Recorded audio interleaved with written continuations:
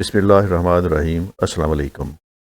आज political system of USA का lecture number 3 है और इस लेक्चर में हम प्रेसिडेंट ऑफ यूएसए, उसका इलेक्शन, उसकी पावर्स और उसके ऊपर जो चेक्स एंड बैलेंसेस हैं उसके ऊपर बात करेंगे। आज का ये लेक्चर आपके एग्जामिनेशन पॉइंट ऑफ व्यू से बहुत इंपॉर्टेंट है क्योंकि इसमें पावर्स ऑफ यूएस प्रेसिडेंट के ऊपर बहुत बार क्वेश्चन पूछा गया है। तो आइए शुरू करते हैं आज का lecture. Political system of USA, president of USA, his election and his powers. USA में प्रेसिडेंशियल फॉर्म ऑफ गवर्नमेंट है और उसकी पार्लियामेंट को कांग्रेस कहते हैं और कांग्रेस जो है ये बाइकैमरल है। इसके दो हाउस हैं। लोअर हाउस को हाउस ऑफ रिप्रेजेंटेटिव कहते हैं और इसमें पॉपुलेशन की बुनियाद के ऊपर सीटें एलोकेट की जाती हैं स्टेट्स को, और अपर हाउस को सेनेट कहते हैं और उसमें हर स्टेट को 2 सीटें दी जाती हैं। और इस तरह अमेरिका में जो अपर हाउस है उसकी 100 सीट्स हैं क्योंकि अमेरिका में 50 स्टेट्स हैं। अब अगर हम यूएस के प्रेसिडेंशियल इलेक्शन की बात करें तो प्रेसिडेंट इलेक्शन जो है ये अमेरिका में इनडायरेक्ट इलेक्शन होता है और इनडायरेक्ट इलेक्शन के लिए पहले लोग जो वोटर्स हैं वो एक इलेक्टोरेट कॉलेज जो है उसको चुनते हैं। इलेक्टोरल कॉलेज का इलेक्शन होता है और ये इसको हम प्रेसिडेंशियल इलेक्टर्स कहते हैं। ये वोटिंग के ज़रिए लोग अपने नुमाइंदे चुनते हैं और ये इन नुमाइंदों की तादाद 538 है। पहली स्टेज पे लोग वोट के ज़रिए इलेक्टोरल कॉलेज जो है वो उसको मुंतखब करते हैं। इस इलेक्टोरल कॉलेज में हाउस ऑफ रिप्रेजेंटेटिव की 438 सीटें हैं और उसके साथ सेनेट की 100 सीट्स हैं। तो ये 538 का हाउस जो है ये अमेरिका में इलेक्टोरल कॉलेज इलेक्ट होता है और ये इलेक्टोरल कॉलेज सब्सिक्वेंटली फिर अमेरिका के सदर को इलेक्ट करता है। अमेरिका का सदर इलेक्ट होने के लिए इसका 50% सीट्स लेना ज़रूरी है और वो उन्होंने 270 सीट्स रखी हुई हैं कि जो उम्मीदवार इलेक्टोरल कॉलेज की 270 सीटें जीत लेगा वो अमेरिका का प्रेसिडेंट बन जाएगा। अगर कोई भी उम्मीदवार 270 सीटें ना जीत सके तो फिर उसके लिए हाउस ऑफ रिप्रेजेंटेटिव जो है वो वोटिंग करता है और उसमें जो मेजॉरिटी ऑफ वोट ले जाए, सिंपल मेजॉरिटी ले जाए, यानी यूएस हाउस ऑफ रिप्रेजेंटेटिव की 50% से ज़्यादा सीट्स ले ले, उसको अमेरिका का प्रेसिडेंट जो है वो इलेक्ट कर लिया जाता है। तो अमेरिका के प्रेसिडेंट का इलेक्शन इलेक्टोरल कॉलेज के ज़रिए होता है। अगर इलेक्टोरल कॉलेज में कोई भी उम्मीदवार 270 वोट्स ना ले सके तो फिर हाउस ऑफ रिप्रेजेंटेटिव में वोटिंग होती है और वो उसका मेजॉरिटी ऑफ वोट्स जो ले ले तो वो अमेरिका का प्रेसिडेंट इलेक्ट हो जाता है। Each state has 2 senator and fixed number of members in the House of representative. Her state को उन्होंने पॉपुलेशन के हिसाब से हाउस ऑफ रिप्रेजेंटेटिव में सीटें दी हुई हैं और उसके साथ हर स्टेट को सेनेट की 2 सीटें मिली हुई हैं।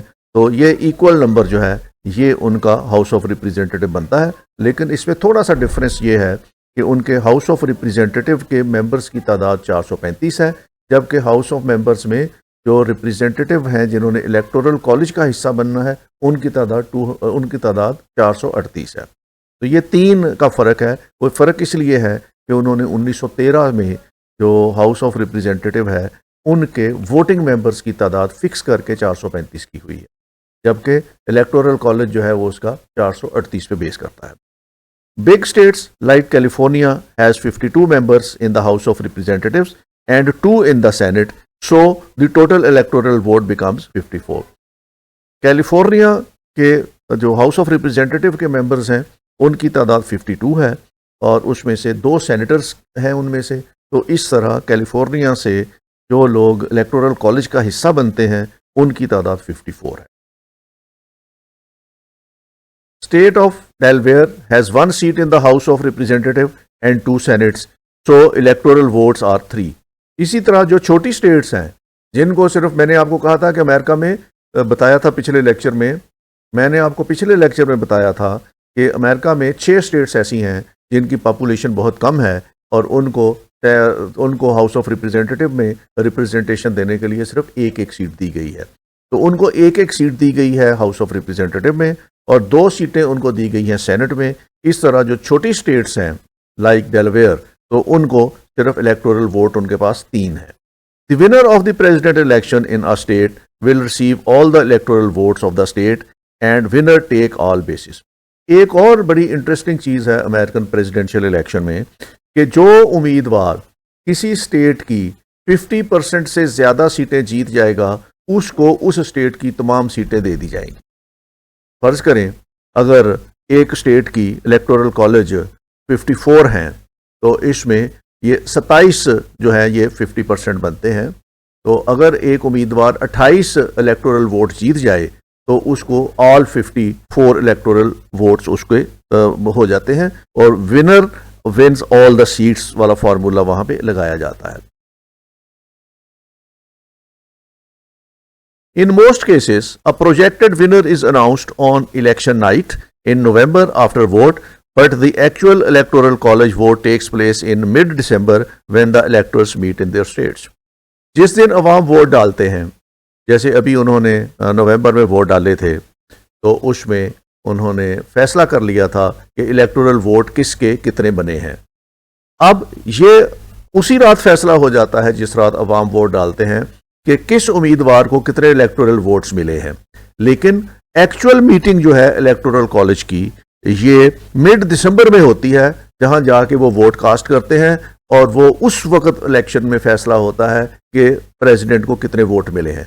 लेकिन चूंकि अमेरिकन पॉलिटिकल सिस्टम बहुत रिफाइंड है और उसमें जितने इलेक्टोरल वोट किसी उम्मीदवार को मिले होते हैं इलेक्शन वाली नाइट, वही उम्मीदवार जाके अपने जो पार्टी का उसका रिप्रेजेंटेटिव होता है या कैंडिडेट होता है उसको वोट डालते हैं। तो इसमें आज तक कभी फर्क नहीं आया कि इलेक्शन जो पब्लिक वोट डाल रही है उस दिन उनके इलेक्टोरल वोट्स कुछ और निकले और एक्चुअल जिस दिन सदर का इलेक्शन होने के लिए इलेक्टोरेट कॉलेज के लोग जाके वोट डाले तो वो तादाद कुछ और निकले। ये उनका सिस्टम इतना रिफाइंड है कि जितने इलेक्टोरल वोट्स अवाम के वोटिंग वाले दिन रात को रिजल्ट में आते हैं, मिड दिसंबर में जब प्रेसिडेंट के इलेक्शन के लिए ये इलेक्टोरल कॉलेज इकट्ठा होता है तो उस दिन उतने ही वोट उसके निकलते। तो प्रिज्यूम यही किया जाता है इलेक्शन वाले दिन कि जब अवाम ने वोट डाले हैं तो जितने इलेक्टोरल वोट्स किसी उम्मीदवार को मिले हैं उतने ही उसके मिड दिसंबर में जब वो इलेक्टोरल कॉलेज की मीटिंग होगी तो उतने ही वोट उसके निकलेंगे। ये कैलिफोर्निया है और कैलिफोर्निया के 54 जो है वो टोटल इलेक्टोरल वोट्स हैं।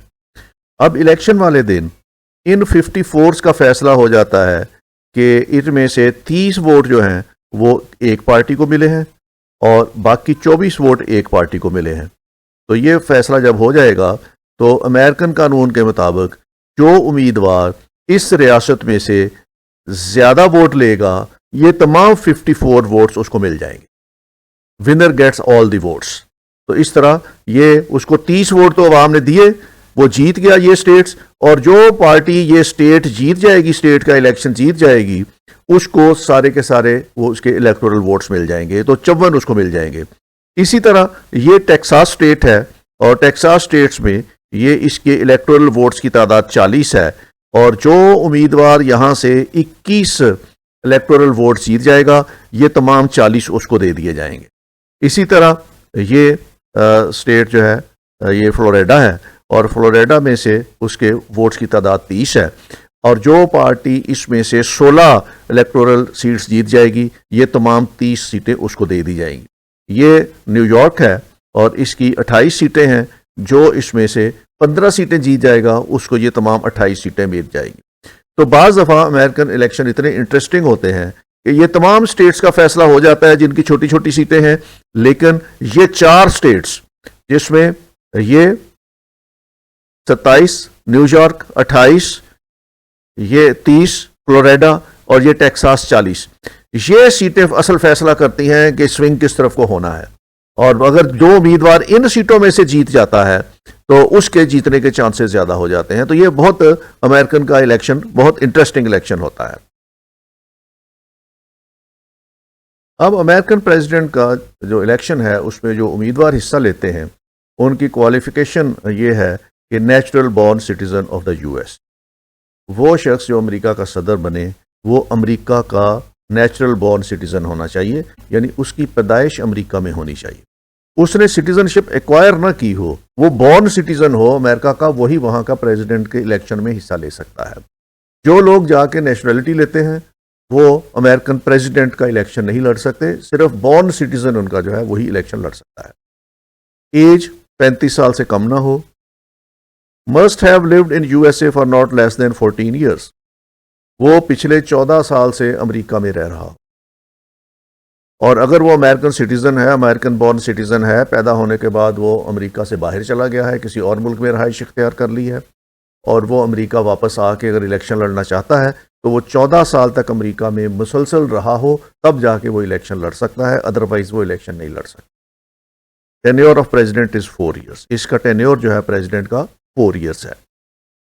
प्रेसिडेंट जब एक बार इलेक्ट हो जाए तो उसको किसी भी सूरत में हटाया नहीं जा सकता, उसके खिलाफ नो कॉन्फिडेंस वोट पास नहीं हो सकता, उसको उसकी सीट से डी सीट नहीं किया जा सकता, किसी भी किस्म की उसके खिलाफ तहरीक पेश नहीं की जा सकती, या उसको किसी तहरीक के नतीजे में सीट से डी सीट नहीं किया जा सकता।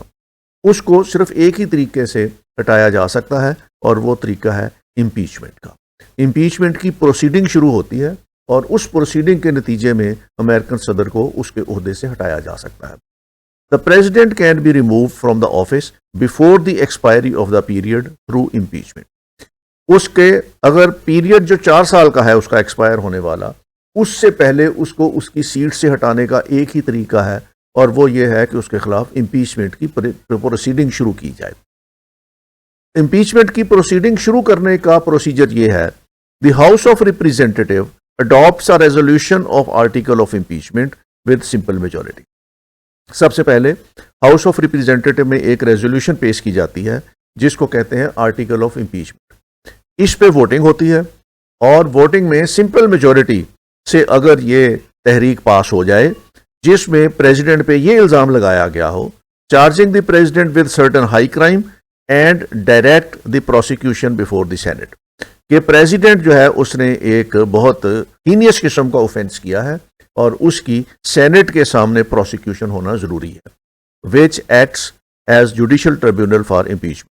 जब ये तहरीक लोअर हाउस में या हाउस ऑफ रिप्रेजेंटेटिव में सिंपल मेजॉरिटी से पास हो जाती है तो फिर ये तहरीक जो है ये सेनेट में चली जाती है और सेनेट फिर इसके लिए इम्पीचमेंट ट्राइब्यूनल का काम करता है, उसको कोर्ट का दर्जा मिल जाता है। वो एज अ कोर्ट तमाम सेनेटर 100 के 100 जो है एज अ कोर्ट बैठते हैं और उसकी फिर इम्पीचमेंट की प्रोसीडिंग शुरू करते हैं। तो अगर हाउस ऑफ रिप्रेजेंटेटिव वो सिंपल मेजॉरिटी से पास ना करे उसको, तो फिर प्रेसिडेंट के खिलाफ इम्पीचमेंट शुरू ही नहीं होती। इम्पीचमेंट शुरू होने के लिए जरूरी है कि house of representative simple majority के साथ आर्टिकल ऑफ इम्पीचमेंट जो है उसको पास करे, तब ये सेनेट में जाएगी और सेनेट फिर इम्पीचमेंट की प्रोसीडिंग का बाकायदा आगाज करेगा।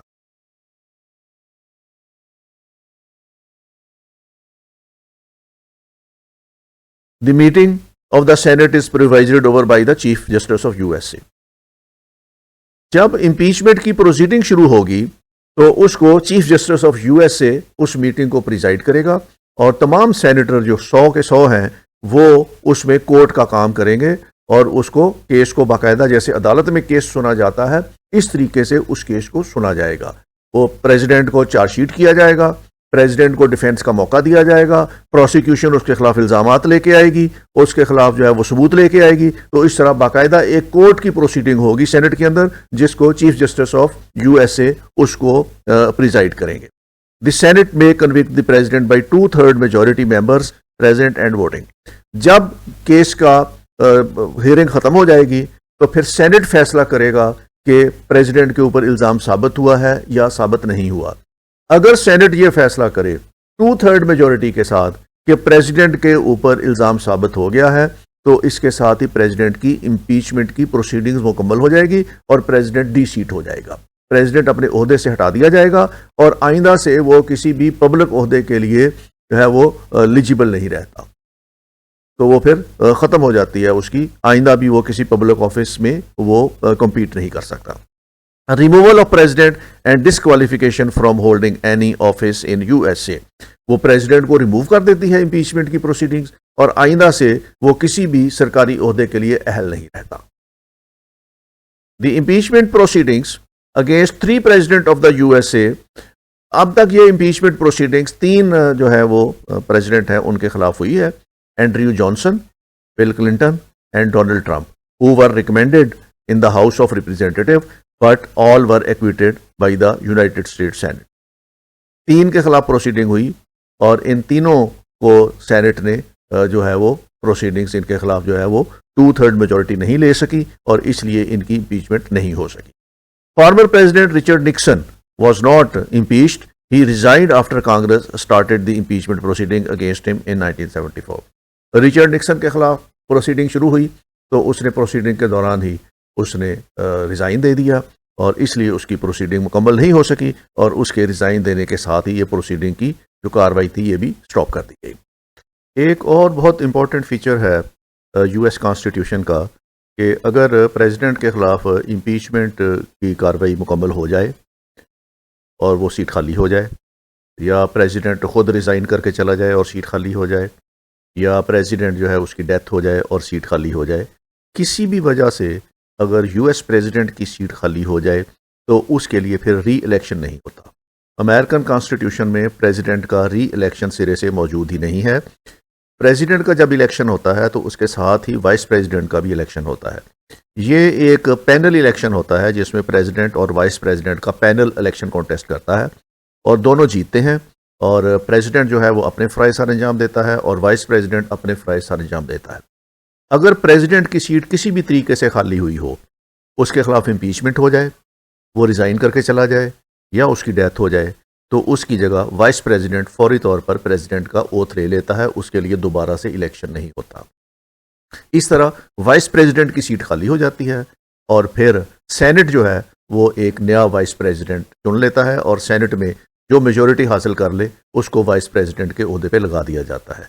तो अमेरिकन प्रेसिडेंट जो है वो उसका इलेक्शन एक बार ही होता है और ये लीप ईयर में होता है और उसके बाद उसके जो 4 साल का पीरियड है उसमें अगर उसकी पोस्ट खाली हो तो उसके लिए दोबारा इलेक्शन नहीं होता और उसका जो पीरियड बाकी रह जाता है उसके लिए नायब सदर को सदर बना के और वो फिर इस तरह अपनी एडमिनिस्ट्रेशन चलाते। अब पावर्स क्या है अमेरिकन प्रेसिडेंट की? The constitution confers certain powers to the president. Supreme court enhanced his authority where the constitution was not clear. एक तो 2 तरह की पावर्स हैं प्रेसिडेंट के पास। एक तो उसकी कॉन्स्टिट्यूशनल पावर है जो कॉन्स्टिट्यूशन ने अंदर लिखी हुई है उसकी पावर्स, लेकिन एक रेफरेंस के नतीजे में जो सुप्रीम कोर्ट में किया इसमें उन्होंने उसकी अथॉरिटी को बढ़ा दिया और जहाँ पे कॉन्स्टिट्यूशन के अंदर नहीं भी लिखा हुआ तो वो उसको वो पावर्स भी दे दी।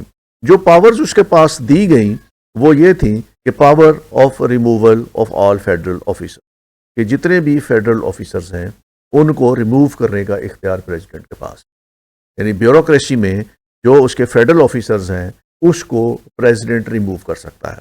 और उसके बाद पावर टू टर्मिनेट वॉर, कि अगर जंग हुई हो किसी के साथ तो ये सोलली प्रेसिडेंट का इख्तियार है कि वो उस जंग को टर्मिनेट कर सकता है। इसके अलावा जो पावर्स उसके पास दी हुई हैं कि पावर्स थ्रू स्टैट्यूट, लॉ के जरिए उसको पावर्स दी गई हैं। Congress passes laws giving broad lines and detail to be filled by executive order of the president, कि जो कांग्रेस अगर कोई बिल पास करती है या लॉ पास करती है तो उसमें वो एग्जीक्यूटिव ऑर्डर जो है उसका वो प्रेसिडेंट के पास ही होता है और प्रेसिडेंट जो है उसकी डिटेल जो है वो वर्कआउट करके एक ऑर्डर के जरिए, एग्जीक्यूटिव ऑर्डर के जरिए उसको जो है अमली शक्ल देता है। कन्वेंशन एंड यूसेज, तो अनफेटेड पावर्स जो है अपॉइंटमेंट की अमेरिकन कॉन्स्टिट्यूशन और अमेरिकन कन्वेंशंस में ये सदर के पास रखी हुई हैं उन्होंने, कि जितनी भी अपॉइंटमेंट्स हैं अमेरिका के अंदर वो प्रेसिडेंट ऑफ यूएसए ने करनी है। इसमें कुछ अपॉइंटमेंट्स उसके पास ऐसी हैं जो उसने सेनेट की रेटिफिकेशन के साथ करनी है और कुछ पावर्स उसके पास ऐसी हैं जिसमें सदर कुल्लुहुम इख्तियार रखता है कि वो अपने जो अपॉइंटमेंट्स कर सकता है। Power of president enormously increased in emergencies, अगर इमरजेंसीज हो, वॉर हो, जैसे वर्ल्ड वार 2 थी तो उसमें फिर प्रेसिडेंट की पावर्स जो है उसके पास तमाम पावर्स उसके पास कंसंट्रेट कर जाती हैं तो उसके पास अनलिमिटेड पावर्स आ जाती हैं। American president had almost dictatorial powers in world war 2, तो इमरजेंसीज की सूरत में अमेरिका के प्रेसिडेंट की पावर्स जो है वो बढ़ जाती। अब उसके पास जो पावर्स हैं उसमें जो एग्जीक्यूटिव पावर्स हैं उसके पास प्रेसिडेंट के पास, chief administrator and head of national administration, वो एग्जेक्टिव है, एग्जेक्टिव का सरबराह है, और एग्जेक्टिव का सरबराह होने के लिए जो ऑर्गन है एक स्टेट का, जैसे मैंने आपको पिछले लेक्चर्स में बताया था कि 3 ऑर्गन्स हैं, जिसमें एक लेजिस्लेचर है, एक एग्जेक्टिव है और एक जुडिशरी है। तो वो एग्जेक्टिव्स का हेड है पूरे उसका, वो एग्जेक्टिव का हेड है यूएसए का, इसलिए एग्जेक्टिव का हेड होने की हैसियत से वो तमाम पावर्स जो किसी एक एग्जेक्टिव के पास होती हैं वो कंसंट्रेट करती हैं इन वन ऑफिस, और वो है प्रेसिडेंट का office. Enforcement of federal laws, उसके पास जितनी भी एनफोर्समेंट है अमेरिका में जो एग्जेक्टिव के जरिए होनी है, ये अमेरिकन प्रेसिडेंट के पास है, वो उसका हेड है, उसने तमाम लॉ को एनफोर्स करना है पूरे यूएसए के अंदर। फॉरेन ट्रीटीज, जितने फॉरेन ट्रीटीज हैं वो अमेरिकन प्रेसिडेंट ने साइन करने हैं, इसमें उन्हें रेक्टिफाई करवाना है सेनेट के साथ, सेनेट जैसे रेक्टिफाई करेगा तो अमेरिकन प्रेसिडेंट साइन करेगा। ट्रीटी साइन करने का इख्तियार प्रेसिडेंट के पास है, और वो ये इख्तियार एक्सरसाइज करता है जब उसको सेनेट रेटिफाई कर दे, तो फिर अमेरिकन प्रेसिडेंट तो ट्रीटीज जो हैं वो दूसरे मुल्कों के साथ एग्रीमेंट्स हैं वो साइन करता है। Implementation of the courts order, जो कोर्ट्स के किसी किस्म के भी ऑर्डर्स हैं जो उसने एग्जेक्टिव्स के जरिए काम करवाने हैं, कोर्ट ने जो भी कोर्ट ऑर्डर करती है वो ज़ाहिर है एग्जेक्टिव्स को करती है, तो कोर्ट के ऑर्डर की इम्प्लीमेंटेशन भी अमेरिकन प्रेसिडेंट के पास है। Appointment of ministers and supervision of their work, क्योंकि अमेरिका में प्रेसिडेंशियल फॉर्म ऑफ सिस्टम है, और प्रेसिडेंशियल फॉर्म ऑफ सिस्टम में जो प्रेसिडेंट है उसको ये इख्तियार है कि वो अपनी टीम खुद सिलेक्ट कर सकता है, वो अपने मिनिस्टर्स खुद अपॉइंट करेगा, वो अपने एडवाइजर्स खुद अपॉइंट करेगा, और जो इस मिनिस्ट्रीज के जो हेड्स हैं वो खुद अपॉइंट करेगा, और उसमें उस पर किसी किस्म की पाबंदी नहीं है। अमेरिकन प्रेसिडेंट के लिए ज़रूरी नहीं है कि वो पार्लियामेंट से ही अपने मिनिस्टर्स ले। प्रेसिडेंशियल फॉर्म ऑफ से गवर्नमेंट में जो प्रेसिडेंट है वो अपने एडवाइजर्स, अपने मशीर और अपने वजीर किसी भी शख्स को बना सकता है, उसके लिए पार्लियामेंट का मेंबर होना ज़रूरी नहीं है। अमेरिकन प्रेसिडेंट जो है he is commander in chief of the armed forces and is responsible for the defence of the country. वो आर्म्ड फोर्सेस का चीफ भी है, कमांडर इन चीफ है, और उस हैसियत से वो मुल्क के डिफेंस की जिम्मेदारी भी अमेरिकन प्रेसिडेंट के ऊपर आती है। He appoints military officers with the advice of the Senate and can remove them at will. American president जब भी उसने आर्मी ऑफिसर्स को अपॉइंट करना है तो उसने सेनेट की रेटिफिकेशन के बाद करना है। अमेरिकन प्रेसिडेंट कुल्लो हम ये इख्तियार नहीं रखता कि वो आर्मी में जो ट्रांसफ़र पोस्टिंग जो है या चीफ ऑफ आर्मी स्टाफ लगाना है या आर्मी में कोई और चीफ लगाना है अपनी मर्जी से लगा दे, उसने सेनेट से रेटिफाई करा के उसको लगाना है। लेकिन अमेरिकन प्रेसिडेंट चूंकि कमांडर इन चीफ भी है आर्म फोर्सेस का, इसलिए उसको हटाने का इख्तियार जो है वो प्रेसिडेंट के पास है। लेकिन जब भी उसने नया अपॉइंट करना है तो वो सेनेट की रेटिफिकेशन के बाद उसने अपॉइंट करना है। During war his military powers are increased enormously. Power of foreign relations, American president जो है फॉरेन रिलेशंस का भी इख्तियार सारा उसके पास है। He prepares foreign policy and appoints the diplomats. Signs treaty agreements with ratification of the Senate by 2/3 majority. जब भी उसने किसी मुल्क के साथ मुआहिदा करना है, किसी के साथ ट्रीटी साइन करनी है, तो वो पहले सेनेट से 2/3 अप्रूवल से वो उसको रेटिफाई करवाएगा, तो उसके बाद वो ट्रीटी साइन करेगा। लेकिन फॉरेन रिलेशंस मेंटेन करना ये प्रेसिडेंट का काम है, ये प्रेसिडेंट के प्रोरोगेटिव में से आता है। President have the powers to recognize the new foreign states. अगर कोई नई स्टेट बाहर से वजूद में आई है तो उसको रिकॉग्नाइज करना है तो वो भी प्रेसिडेंट ने करना है। इस तरह प्रेसिडेंट के पास फॉरेन रिलेशंस की पावर्स हैं। प्रेसिडेंट के पास अपॉइंटमेंट्स का भी इख्तियार है। सिविल ब्यूरोक्रेसी में अपॉइंटमेंट जो है वो प्रेसिडेंट का इस्तेहकाक है। Power of appointment against 1600 superior services with the approval of the senate.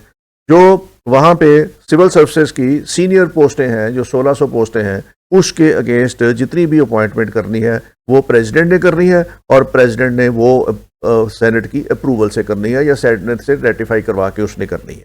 US president has powers to appoint against inferior services. लेकिन इन 1600 के अलावा जो ब्यूरोक्रेसी के अंदर पोस्टें हैं उसके ऊपर प्रेसिडेंट ने पोस्टिंग करनी है, और उसके लिए उसको सेनेट से अप्रूव कराने की जरूरत नहीं है। सिर्फ ये सीनियर पोस्टें जो 1600 हैं इसके अगेंस्ट अपॉइंटमेंट के लिए सेनेट से अप्रूवल लेनी पड़ती है। उसके अलावा जो जूनियर पोस्टें हैं या इंफीरियर सर्विसेज की पोस्टें हैं उसके लिए अपॉइंटमेंट करने के लिए प्रेसिडेंट को सेनेट की अप्रूवल की जरूरत नहीं है। ये प्रेसिडेंट का अपना इस्तेहकाक है कि वो इसके खिलाफ, इसके अगेंस्ट भर्ती कर सकता है या अपॉइंट कर सकता है।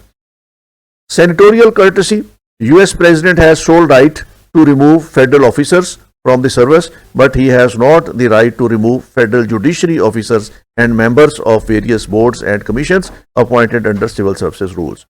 अमेरिकन प्रेसिडेंट के पास ये इख्तियार है कि वो फेडरल ऑफिसर को किसी को भी उसकी सर्विस से रिमूव कर सकता है, लेकिन वो जुडिशरी के किसी अफसर को रिमूव नहीं कर सकता। वो अपॉइंट कर सकता है members of the various board and commissions under the civil services rules appoint कर सकता है, लेकिन वो जुडिशियल ऑफिसर्स को वो रिमूव भी कर सकता है सबको, लेकिन जुडिशियल ऑफिसर्स को वो रिमूव नहीं कर सकता। जुडिशियल ऑफिसर्स को वो सेनेट की अप्रूवल से ही करेगा।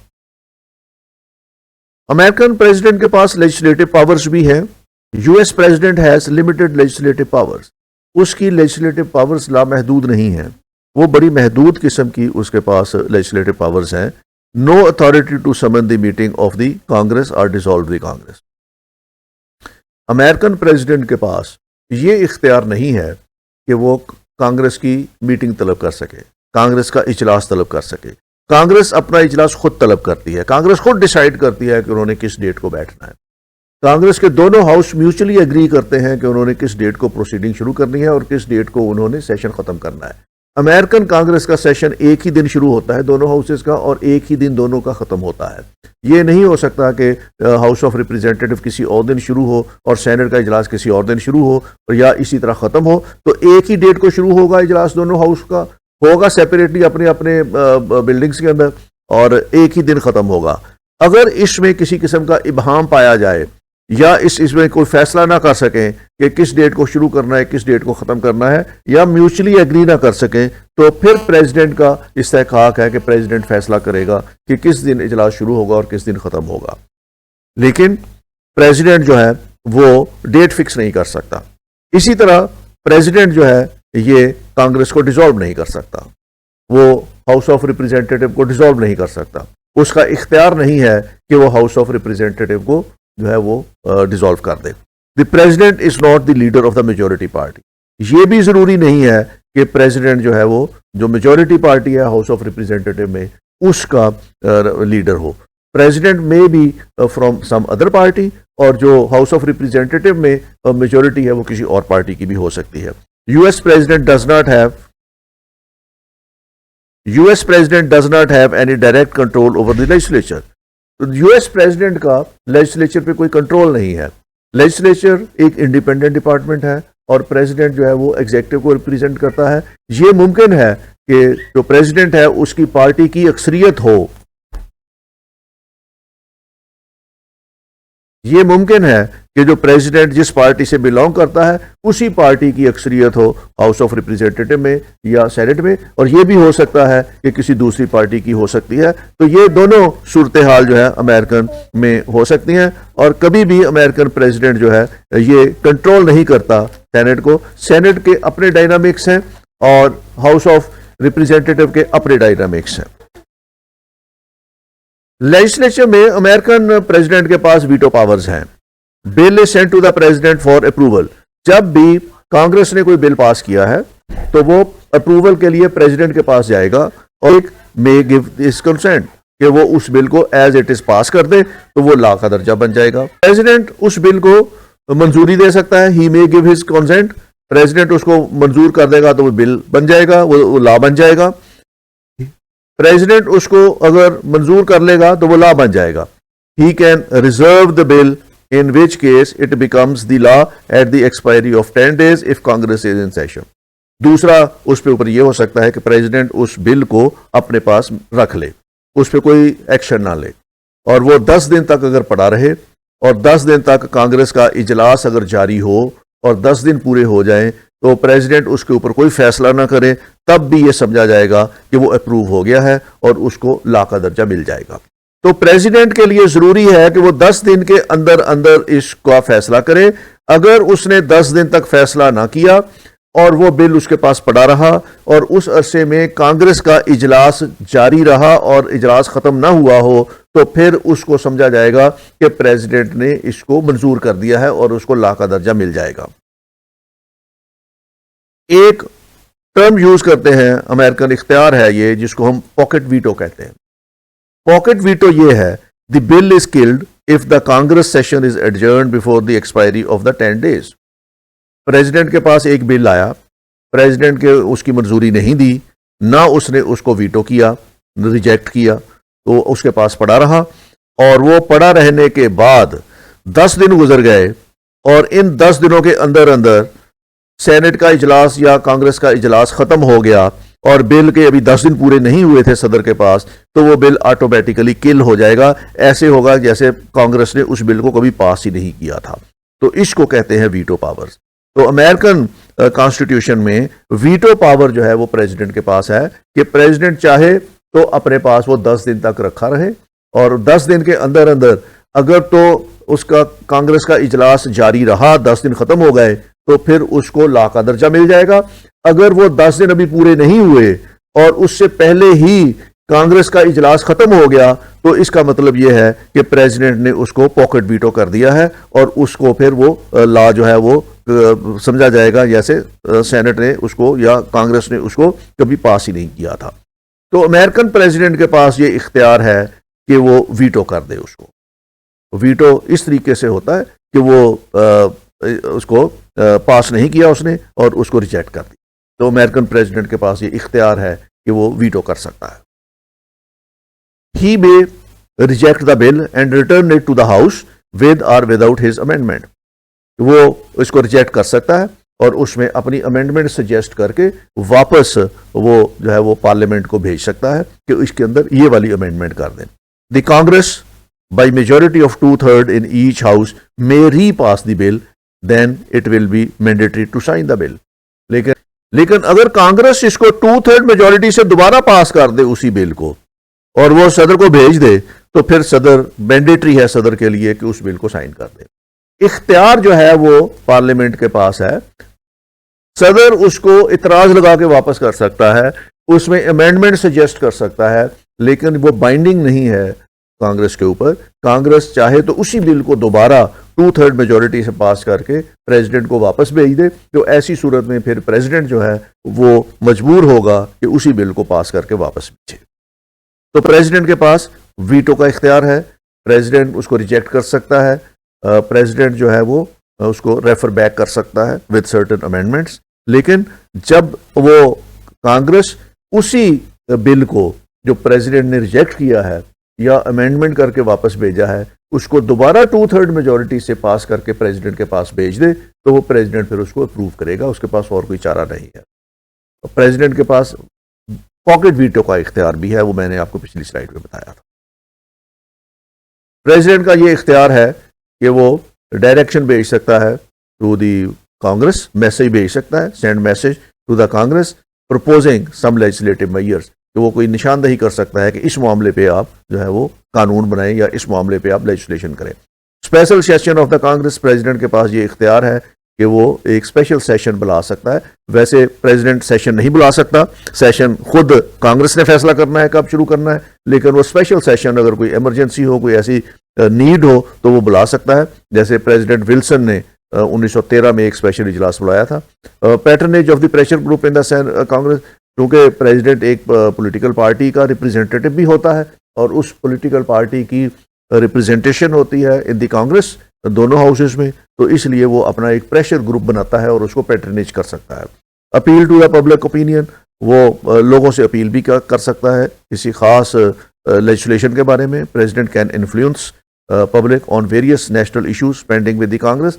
कांग्रेस अगर कानून साजी कर रही है तो प्रेसिडेंट अपना इन्फ्लुएंस इस तरह यूज कर सकता है कि पब्लिक प्रेशर क्रिएट कर सकता है या पब्लिक को इन्फ्लुएंस कर सकता है। पब्लिक इन्फ्लुएंस क्रिएट कर सकता है। Delegated powers, president can issue executive orders, ये उसके पास पावर्स हैं, उसको डेलीगेट की हुई हैं कि जितने भी एग्जीक्यूटिव ऑर्डर्स इशू करने हैं वो प्रेसिडेंट ने करने हैं। प्रेसिडेंट के पास फाइनेंशियल पावर्स हैं। Budget is prepared and placed before the Congress, budget जो है वो उसकी कैबिनेट ने बनाना है और कैबिनेट जो है वो डायरेक्टली प्रेसिडेंट के अंडर काम करती है, तो बजट वहाँ पे आता है। तो सारी फाइनेंशियल पावर्स जो है वो प्रेसिडेंट के पास होती हैं। President in the general manager of the financial affairs of the government, वो जितने भी फाइनेंशियल अफेयर्स हैं वो प्रेसिडेंट ने मैनेज करने होते हैं। जुडिशियल पावर्स हैं उसके पास, प्रेसिडेंट के पास बहुत बड़ी जुडिशियल पावर्स हैं पार्डन की। ही मे ग्रैंट पार्डन, वो किसी भी मुजरम को पार्डन कर सकता है, सजा माफ कर सकता है, एमनेस्टी दे सकता है to the offenders convicted for breach of federal laws and state laws. अगर उसने फेडरल लॉज की खिलाफ वर्जी हुई है, उस पर किसी को सजा मिली है, तो उसको पार्डन कर सकता है, एमनेस्टी दे सकता है। किसी ने स्टेट लॉज की वायलेशन की है तो ये बहुत बड़ा पावर है उसके पास। और अमूमी तौर पर जब एक सदर अपनी मियाद ख़त्म कर रहा होता है तो उस वक्त वो फिर बहुत से लोगों को पार्डन करके जाता है। अपॉइंटमेंट ऑफ द जजेस of the supreme court with the consent of the senate. American president के पास ये इख्तियार है कि वो सुप्रीम कोर्ट के जजेस की तैनाती उसने करनी है, और ये तैनाती उसने सेनेट से रेटिफिकेशन करवाने के बाद करनी है। लेकिन जहाँ पे जुडिशरी की जितनी भी वहाँ पे पोस्टिंग्स हैं, अपॉइंटमेंट्स हैं, वो प्रेसिडेंट करता है। तो ये पावर्स हैं यूएस प्रेसिडेंट की। तो US president is considered the most powerful executives of any democratic country. इतनी अनफेस्ट पावर्स हैं यूएस प्रेसिडेंट के पास कि दुनिया में किसी प्रेसिडेंट के पास इतनी पावर्स नहीं है। तो US president is considered the most powerful executives of any democratic country. ये था आज का लेक्चर जिसमें हमने यूएस पॉलिटिकल सिस्टम में प्रेसिडेंट की पावर, प्रेसिडेंट का इलेक्शन और उसके इख्तियारात पर बात की। कल हमारा लेक्चर इसी सिलसिले में यूएस पॉलिटिकल सिस्टम पे ही होगा, और कल हम उसका जुडिशल सिस्टम के ऊपर बात करेंगे। उस वक्त तक के लिए thank you very much, take care, खुदा हाफिज़।